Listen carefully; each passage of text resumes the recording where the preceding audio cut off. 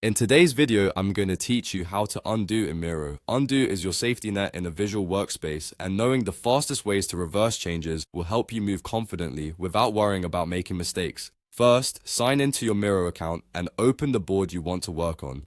Give the board a moment to load so the toolbar and canvas controls appear. It helps to zoom to a comfortable level and center the area you're working in, because you'll want easy access to the controls near the lower left of the screen where the undo button lives. You don't need any special setup, just make sure your browser tab is active and the canvas is selected so your shortcuts register correctly. Now, let's undo. The quickest method is the keyboard shortcut. On Windows, press Ctrl plus Z. On a Mac, press Command plus Z.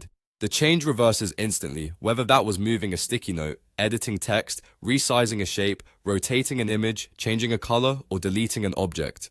You can press the shortcut repeatedly to step back through your recent actions, up to about 30 changes. Pause for a second between presses to visually confirm each reversal on the canvas. You can also use the dedicated undo button in the interface. Look near the bottom left corner of your board for a curved arrow pointing to the left. Click it once to undo the last action, and click it multiple times to go further back, again up to roughly 30 actions. This is especially handy if your hands are already on the mouse or trackpad, or if you prefer visual controls over keyboard commands. A few tips will make undo work exactly the way you expect. If you're actively typing in a text box, the shortcut will undo your typing inside that text object. If you intended to reverse a move on the canvas instead, click once on an empty area to exit text editing, then use undo.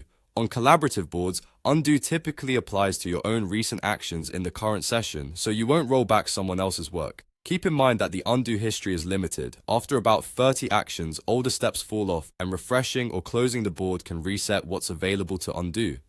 If undo doesn't seem to respond, make sure the Miro tab has focus and that your keyboard layout matches what you expect. On smaller screens, the undo button can sit close to other controls. Zooming out slightly can make it easier to find. That's it. Open your board, make a quick change, and try undoing it with the shortcut or the curved arrow. With these options, you can experiment freely and always step back when you need to.